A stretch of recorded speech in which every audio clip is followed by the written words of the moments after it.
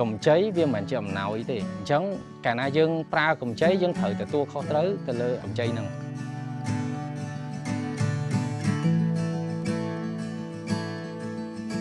ខ្ញុំឈ្មោះហេងបញ្ញាសប្តាហ៍ថ្ងៃខ្ញុំជាម្ចាស់ចំការទុរេននិងចការចន្ទីនៅភូមិកម៉ែនឃុំសាមគ្គីស្រុកអូជុំខេត្តរតនគិរីពីដំបូងឡើយជាការរបស់ឪពុកម្ដាយរបស់ខ្ញុំឪពុករបស់ខ្ញុំត្បិតតែគាត់ដាំចន្ទីគាត់អត់បានដាំទាំងអស់ទេគាត់ដាំបានតែត្រឹមប្រហែលជាចិត្ត20ហិកតាអញ្ចឹងនៅសល់ពីនឹងមកជាដីដែលយើងដាំដំណាំទូចដំណាំដូចស្រូវសៀងឬក៏ដលងនេះអាយទេក្រោយមកទើបខ្ញុំចាប់ផ្ដើមដាំចន្ទីពពេញទាំងអស់បន្ទាប់ពីខ្ញុំចុះមកកាន់កັບចការបានប្រហែលជាមួយឆ្នាំខ្ញុំក៏ចាប់ផ្ដើមប្រើកម្ចីខាងធនាគារដំបូងចូល10ឆ្នាំលើហើយព្រោះបើយើងចង់ដាំតាមបន្តិចម្ដងវាយឺតពេកថ្មតែពេញអញ្ចឹងណាអញ្ចឹងក្រោយមកយើងប្រើកម្ចីទៅ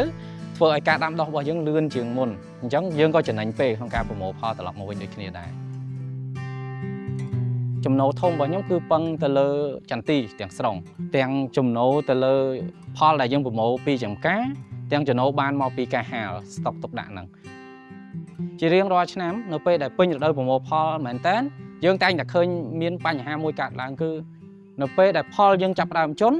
តម្លៃលើទីផ្សារធ្លាក់ខ្លាំងប៉ុន្តែយើងអត់មានជម្រើសទេក្រៅពីលក់នៅពេលដែលយើងអត់មានឃ្លាំងសម្រាប់ស្តុកទុកដាក់នៅក្នុងផុតរដូវប្រមូលផលវានៅតែមានឈ្មួញគាត់មករកទិញគាត់មកអីអញ្ចឹងទៅពេលហ្នឹងយើងក៏ចាប់ផ្ដើមពង្រីកឃ្លាំង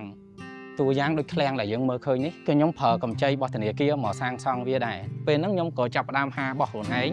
ហើយតាមនឹងហ្នឹងខ្ញុំក៏ប្រមូលទិញពីអ្នកភូមិខ្លះតែខ្ញុំយល់ថាអូគ្រាប់របស់គាត់រៀងល្អដែរអីដែរយើងក៏ទិញយកមកហាលស្តុកមួយគ្នាទៅបើអត់មានកម្ចីធនាគារយើងដាំដុះយឺតតែអត់ងាយពេញមិនដឹងថាពេលណា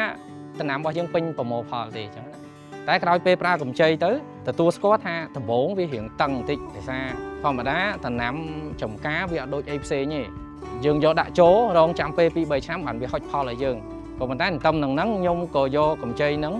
យកមកបរិយាអាជីវកម្មមួយចំនួននៅខេត្តដែរដូចជាបោកគក់ហើយយើងយកអាហ្នឹងជាចំណូលមួយសម្រាប់សងទៅលើការប្រាក់អីត្រឡប់មកវិញអញ្ចឹងទៅហើយយើងយកចំណូលពីចការដែលយើងប្រមូលបានហ្នឹងយកទៅឡើងដើមសងទៅខាងធនាគារវិញខ្លះអីខ្លះអញ្ចឹងទៅយើងអត់សូវជាតឹងតែងពេកទេនិយាយចំប្រហែលឆ្នាំចុងក្រោយនេះខ្ញុំប្រើលុយកម្ចីយកមកទិញដីបន្ថែមដែរនៅក្នុងចការហ្នឹងចន្លោះពីចូលសិត70-30ហាត់ដែរដែលយើងទិញចូលបន្ថែមហ្នឹងបើសរុបទាំងអស់ទាំងតូចទាំងធំវាម្ដុំ60ទៅ70ហិកតា5ឆ្នាំចុងក្រោយដោយសារយើងឃើញថាពីកំណើនតម្រូវការនៃអ្នកហូបគាត់ត្រូវការច្រើនទៅលើតរ៉េនទៅលើអីចឹងហើយសន្តានដីហ្នឹងវាស័ក្តិសមសម្រាប់ដំណាំតរ៉េនដែរអញ្ចឹងយើងក៏បដូរពីការដាំចន្ទីទៅលើដីមួយចំនួនដូរមកដាំតរ៉េនវិញប្រហែលជា5ហិកតាជាងកម្ចីវាមិនមែនជាអំណោយទេអញ្ចឹងកាលណាយើងប្រើកម្ចីយើងត្រូវទទួលខុសត្រូវទៅលើអាកម្ចីហ្នឹងទាំងការសងត្រឡប់ទាំងអីត្រឡប់មកវិញប៉ុន្តែដើម្បីយើងអាចទទួលខុសត្រូវបានយើងត្រូវដឹងថាតើកម្ចីរបស់យើងយកទៅប្រើចំអ្វីដែលយើងត្រូវការនឹងអត់បើសិនជាអាចមុនយើងខ្ចីយើងត្រូវពិចារណាច្បាស់ថាយើងគួរតែយកប្រើទៅលើអ្វីឲ្យប្រកបហើយយើងកុំព្យាយាមប្រឌិតព័ត៌មានដើម្បីគ្រាន់តែធ្វើម៉េចឲ្យតែបានកម្ចីត្រឡប់មកខ្ចីយើងទៅប្រាប់គេថាចង់ធ្វើនេះទេតែដល់ជាក់ស្ដែងយើងយកកម្ចីហ្នឹងទៅប្រើអីដែលខុសអញ្ចឹងទៅធ្វើឲ្យយើងអាចរកចំណូលត្រឡប់មកវិញទេតាក់ទងមួយកម្ចីក្រៅផ្លូវការខ្ញុំគិតថាវាបង្កបញ្ហាច្រើនទាំងការប្រាក់ទាំងអីហ្នឹងវាខ្ពស់ហើយពេលខ្លះគាត់អត់បានជួយគិតឲ្យយើងទេគាត់ដឹងតែថាឲ្យតែយើងខ្ចីគាត់នឹងឲ្យក៏ប៉ុន្តែត្រង់យើងមានលទ្ធភាពសងត្រឡប់វិញគាត់អត់គិតទេហើយការប្រាក់គាត់ទៀតសោតវាខ្ពស់អញ្ចឹងចំណូលដែលយើងរកបានពីលុយដែលយើងខ្ចីពីគាត់អត់ប្រកាសថាគ្រប់សម្រាប់សងគាត់ទេអញ្ចឹងវាយូរទៅវាអាចបង្កទៅជាបំណុលវណ្ឌក